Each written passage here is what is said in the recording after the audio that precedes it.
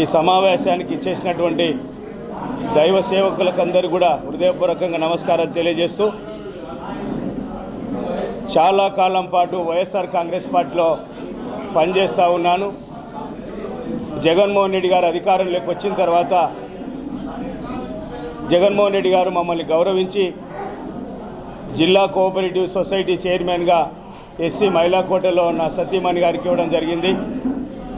అందులో భాగంగానే ప్రతి నియోజకవర్గంలో కూడా క్రైస్తవులందరినీ కూడా ఏకం చేసి క్రైస్తవులకు ఏ సమస్యలు ఉన్నాయి, వాటి సమస్యల మీద జగన్మోహన్ రెడ్డి గారు ఏ విధంగా స్పందిస్తూ ఉన్నారు, ఇంటింటికి ఏ విధంగా సంక్షేమ పథకాలు ఇస్తూ ఉన్నాడు, వీటన్నిటిని కూడా ఎక్స్ప్లెయిన్ చేయడానికే ఈ ప్రోగ్రాం ఏర్పాటు చేయడం జరిగింది. ఇందులో భాగంగా దేవుడు నాకు ఇచ్చిన శక్తి కొలది దైవ సేవకులకు ఒక చిరు కానుకగా ఒక్కొక్కరికి ఒక జత దుస్తులు ఇవ్వడం జరిగింది. మీరందరూ కూడా ఆశీర్వదించాలి.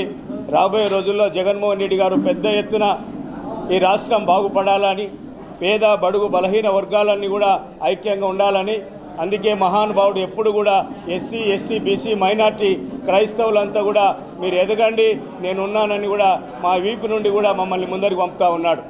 అందుకే మనవి చేస్తూ ఉన్న మీడియా సోదరులారా, మీరందరూ కూడా పేద బడుగు బలహీన వర్గాలకు ఈరోజు సంక్షేమ పథకాలు ఏ విధంగా అయితే డైరెక్ట్గా పేదల అకౌంట్లలో ఇస్తున్నాడో వాటన్నిటి కూడా పేద ప్రజలకు తీసుకెళ్లాల్సినటువంటి బాధ్యత మనందరి మీద కూడా ఉంది. కొంతమంది నానా రకాలుగా మీడియా వాళ్ళు మాట్లాడుతూ ఉన్నారు, జగన్మోహన్ రెడ్డి గారు ఏదేదో చేస్తూ ఉన్నాడు, డెవలప్మెంట్ లేదు, అది లేదు, ఇది లేదని మాట్లాడుతూ ఉన్నారు. పేదలకు కావాల్సింది ఇల్లు, చదువు, విద్య, వైద్యం, వ్యవసాయం, వీటికన్నిటికంటే కూడా ఏం ముఖ్యం? వీటి మీదనే జగన్మోహన్ రెడ్డి గారు కాన్సన్ట్రేషన్ చేయడం జరిగింది. సోదరులారా, మనవి చేస్తూ ఉన్నాం, రాబోయే రోజుల్లో 175 నియోజకవర్గాల్లో కూడా జగన్మోహన్ రెడ్డి గారు 175 గెలవాలని, ఆ దిశగా మనందరినీ కూడా నమ్ముకొని, ఆయన నమ్ముకున్నది పేద బడుగు బలహీన వర్గాలని అని చెప్పి మరొక్కసారి తెలియజేసుకుంటూ, ఈ అవకాశం ఇచ్చిన మీ అందరికీ నమస్సుమాంజలి తెలియజేసుకుంటూ సెలవు తీసుకుంటున్నాను.